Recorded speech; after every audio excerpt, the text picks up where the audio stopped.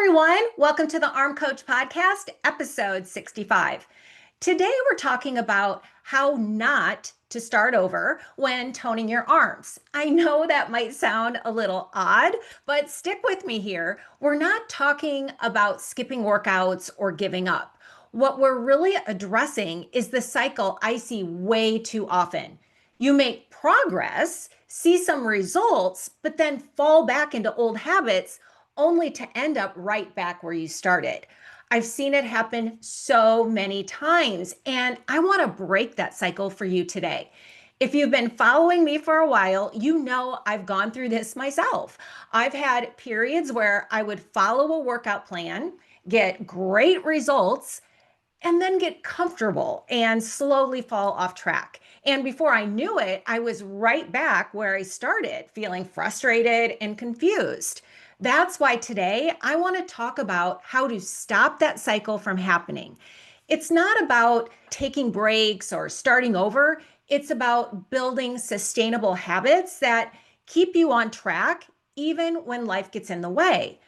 The first time I really decided to focus on toning my arms, I thought, okay, this seems like a good plan, but I'm just not seeing the results I want fast enough. I can't handle the frustration and the feeling of deprivation. So I'd get back into my old habits, thinking I'll just figure it out later. But I'd inevitably end up frustrated again, going back to square one. And let me tell you, this isn't just a one time thing. I've done this over and over again throughout the years. I'd get fed up with myself, maybe had a bad workout or feel discouraged and think, this just isn't working. I'm done. But here's what I've learned after all these years, it's not about starting over. It's about building the right foundation to make the changes stick. I've definitely had my fair share of trying to restart when things didn't go as planned. I'd stick to a workout routine for a while, but as soon as life got busy or I didn't feel like it, I'd find myself back in old habits. For example, I'd think, I'll just skip today's workout. And before I knew it, I was skipping more days, telling myself it wasn't a big deal. My focus was all wrong. Instead of focusing on building consistency, I was just trying to avoid the hard stuff, the tough exercises, sticking to my routine, or dealing with the discomfort of getting back into it. I thought if I just removed the uncomfortable moments, I'd feel better, but that never worked. The desire to skip my workouts or take the easy way out never truly went away, and I was stuck in the same cycle. What changed for me and what can change for you is shifting from removing things to becoming the kind of person who does the work. It's about thinking of yourself as someone who lives the change instead of constantly trying to fight against it. Becoming a person of substance means showing up for yourself consistently, regardless of how you feel in the moment. It's not about the workout you skip, it's about your commitment to keep going, even when it's hard. This is the shift that will make all the difference for you. It's about becoming the kind of woman who makes the choice to keep going even when it's challenging, because that's where the real change happens. A lot of you are living your life the way you think you should, not the way you truly want. And I see this all the time with my clients. They'll say things like, it's so hard because everyone expects me to be following this routine. People expect that I'm going to work out a certain way, or that I should have this specific diet, or even that I should look a certain way. You feel like you're constantly trying to meet everyone else's expectations instead of listening to what you truly want for your body and your life. This is where the shift needs to happen. It's time to stop living your life based on what you think others expect and start living it the way you want. That's the first step to becoming a woman of substance, choosing your own path, not one that's dictated by external pressures or outdated ideas about fitness. The second part of becoming a person of substance is about being willing to embrace what's hard. It's easy to skip workouts, to choose the quick fix, to take the easy way out. But those quick solutions don't serve you in the long run. The real transformation comes when you're willing to do the hard things, the things that require effort, consistency, and sticking with it even when you're tempted to give up. Becoming a person of substance meant I had to shift my mindset away from the easy way. It wasn't about choosing the comfortable option anymore because I knew that comfort wasn't going to get me the results I truly wanted. I had to learn how to face the challenges, the tough days, and the moments of doubt and keep going.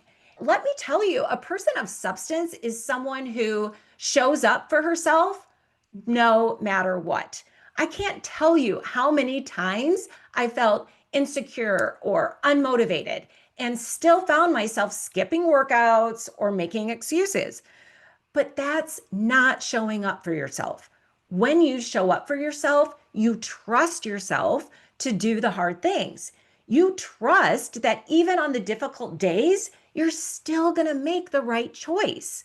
I had moments where I thought, I just can't trust myself. And that is one of the toughest feelings to have. It's painful.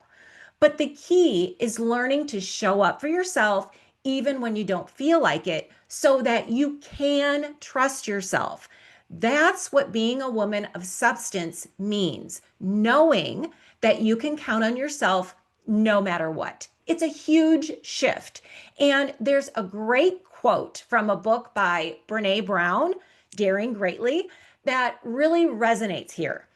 The title of the book comes from a speech by Teddy Roosevelt, and it sums up what I want you to take away from today.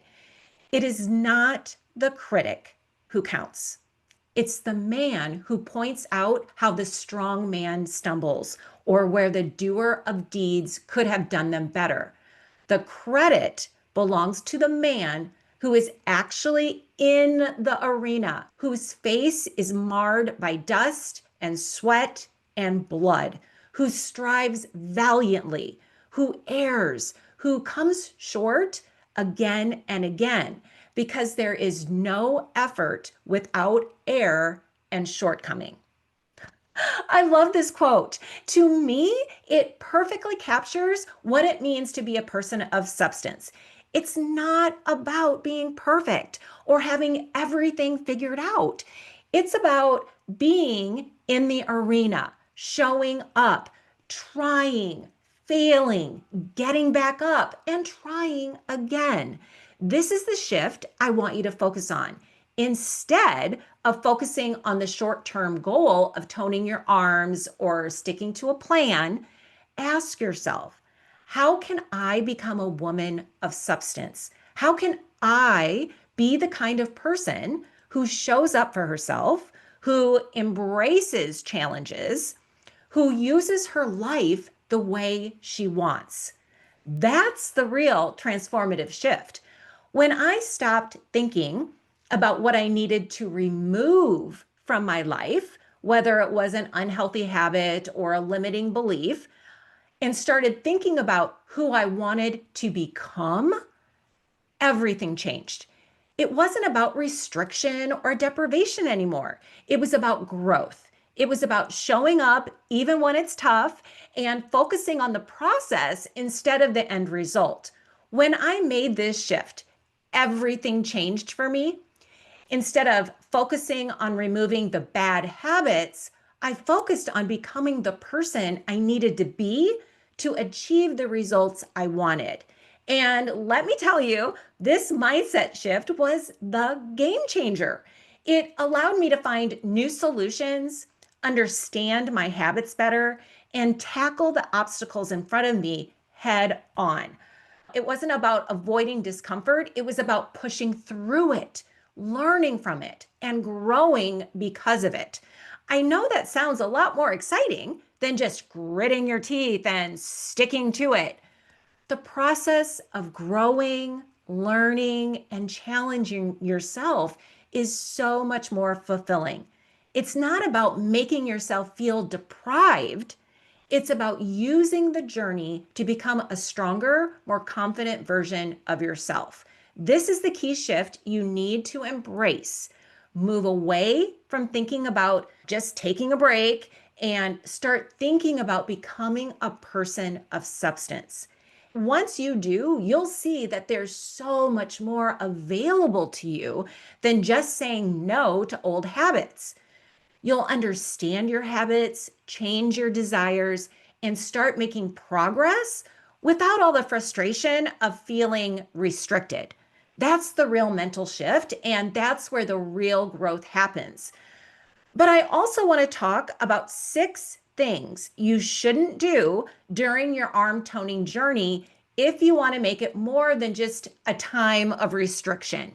If you want it to be a time of real personal growth, learning how to not only understand your habits, but change them, I've got some important do's and don'ts to share with you. The first thing I want you to avoid when you're working on toning your arms is focusing solely on the what am I doing today mentality. It's not just about whether you worked out or skipped a day. If you want real change, you need to look deeper at the habit cycle that's driving your actions. Too often, I see people get caught up in thinking, I just need to push through this workout plan, or I'm not going to get the toned arms. That becomes the whole focus. Either I'm doing it or I'm not. But here's the truth, the workout itself isn't the problem. I know that might sound surprising, but hear me out. Just focusing on what's happening in the moment, whether it's about sticking to a workout plan or not, isn't enough to bring lasting change. What's really happening is that you've developed habits that are driving you. And it's those habits that need to be addressed. There's nothing wrong with you for not knowing how to change them yet. It's because no one has really taught you how habits work. You don't have the tools to understand why you fall into certain routines, why you might skip a workout, or why your brain is drawn to certain behaviors that aren't helping your progress. You don't understand how your desire for quick results keeps you trapped in a cycle of starting over and over again. That's where I want you to focus your energy. Instead of just asking, did I work out today or not? Ask yourself, what habits are driving me? What is influencing my choices? How can I change my mindset and habits to work for me, not against me? By shifting your focus to understanding why you do what you do, you're setting yourself up for real, lasting change.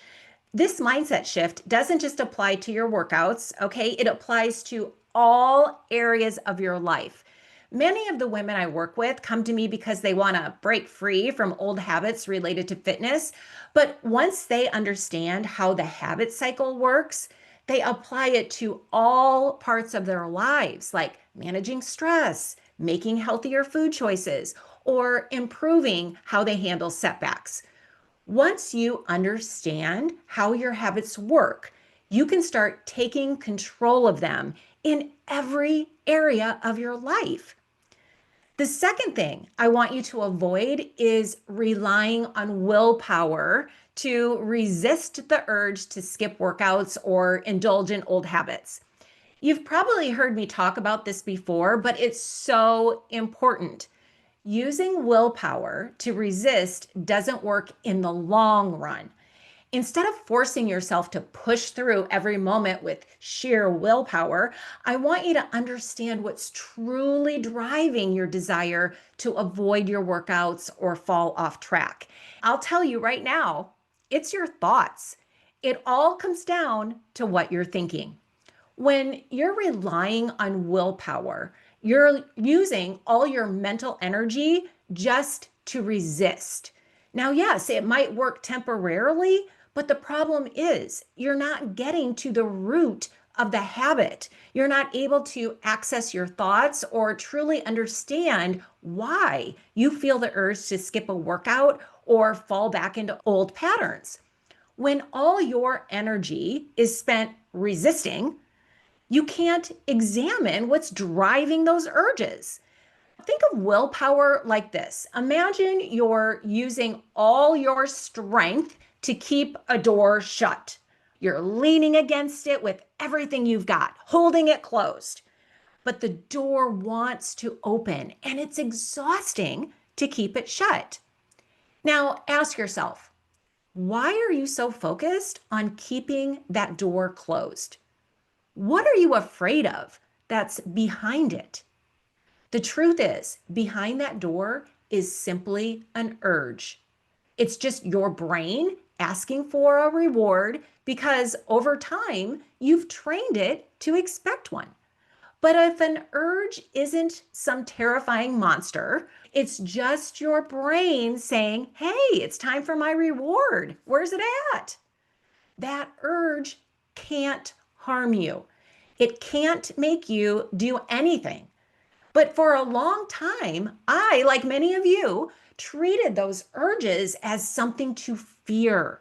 I would try to lock them away, avoid them, and push them down with all my might, thinking that if I just didn't give in, I'd be safe. But here's the difference. Instead of using all your energy to resist, I want you to allow yourself to observe the urge. Understand what's really behind that urge and why you feel it.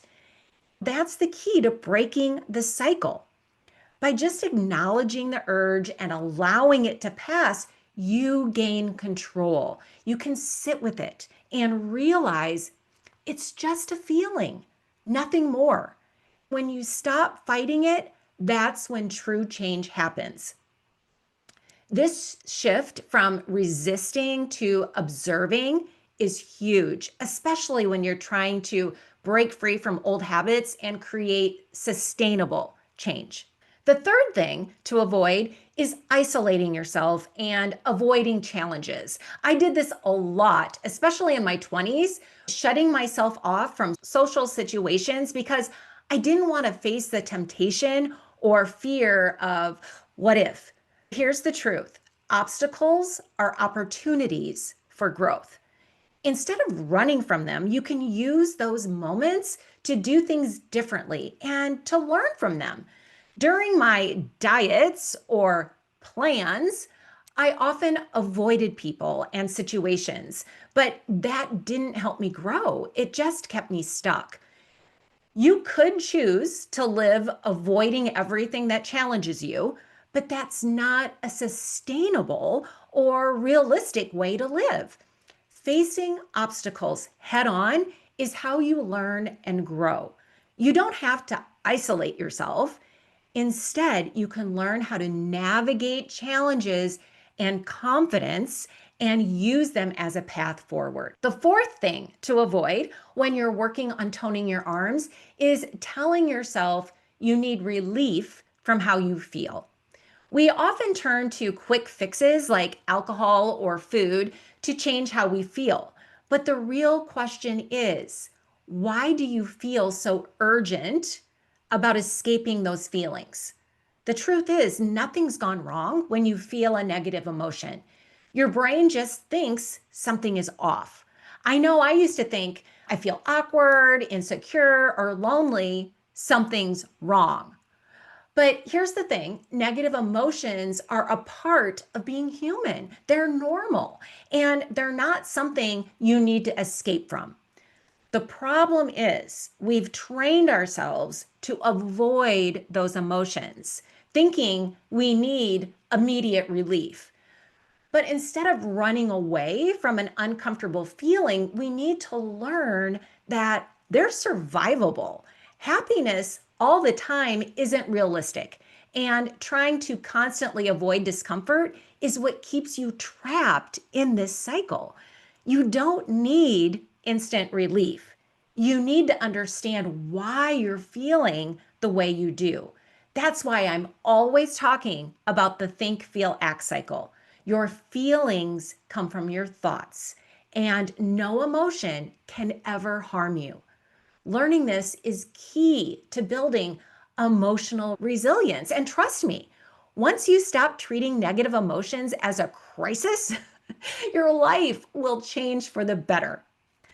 The fifth thing to avoid when you're working on toning your arms is telling yourself you can't have or do something, which only creates a feeling of restriction and deprivation. I know some of you might be thinking, wait, what? But trust me, this mindset is key. In the past, I'd tell myself, I can't have this, or I can't do that. But at the same time, I'd be thinking, this is so unfair. Why can't I have or do what everyone else is? The more I focused on what I couldn't do, the more restricted and deprived I felt. What I wasn't realizing was that I'm an adult who has the freedom to make my own choices. No one can stop me from making decisions about my life. The same goes for you. You get to choose how you want to live. If you approach toning your arms by focusing on what you can't do, it will create a feeling of limitation, and that's not going to work in the long run. Instead, shift your mindset to recognize that you're choosing this. You're making the conscious decision to tone your arms or try something new, even if it's challenging. This shift from I can't to I'm choosing this will empower you and help you feel so much better. It's always a choice, and embracing that choice, even when it's hard, makes all the difference. The last thing to avoid when you're working on toning your arms is using shame as a motivator. Shame will keep you stuck. I'll say this over and over again because it's so important. If you go into toning your arms thinking about how you're a failure, how something's wrong with you, or how you just can't get it right, you're only going to slow down your progress. The problem with shame is that it often leads us in the opposite direction. When we feel bad about ourselves for too long, our brain starts to look for a way to relieve that discomfort. We may end up slipping back into old habits as a form of relief. Shame is never a good motivator. It doesn't lead to lasting change. It keeps you stuck. What should you use instead? You need a positive motivator, something that excites you and pulls you towards your goal. I've mentioned this before, but you need a compelling reason that keeps you going when things get tough. Changing a habit isn't easy, but it's worth it. Reconnect with your why. Who do you want to be on the other side of this? How do you want to feel when you're no longer consumed by these habits? When I stopped focusing on just removing old habits and started working on becoming the person I wanted to be, everything changed. I had to let go of the old strategies like willpower, isolation, and relying on shame. And instead, I focused on growth. I embraced the process with excitement and purpose. And that's when I started seeing real, lasting change. Letting go of those old patterns meant growing in unexpected ways. And I'll tell you, it's the only way I know to stop starting over and actually transform your habits in a way that not only helps you achieve your goals, but also changes who you are. It helps you become someone who knows how to take control of your life, make choices based on what you want, and live in alignment with your values, not what others expect from you. It teaches you to stop taking the easy path and embrace the challenges. And trust me, this goes far beyond toning your arms. It also helps you become someone who shows up for herself no matter what. This is so important. Knowing that you can always count on yourself, no matter what life throws at you, is a game changer. You won't need to escape or avoid your feelings. You won't need to turn to distractions or quick fixes. And when you stop starting over and begin moving forward, everything shifts. I want you to start thinking about this period of change in a different way. Instead of just focusing on whether you're sticking to a plan or what you're giving up, think of it as an opportunity to stop the cycle and build sustainable habits.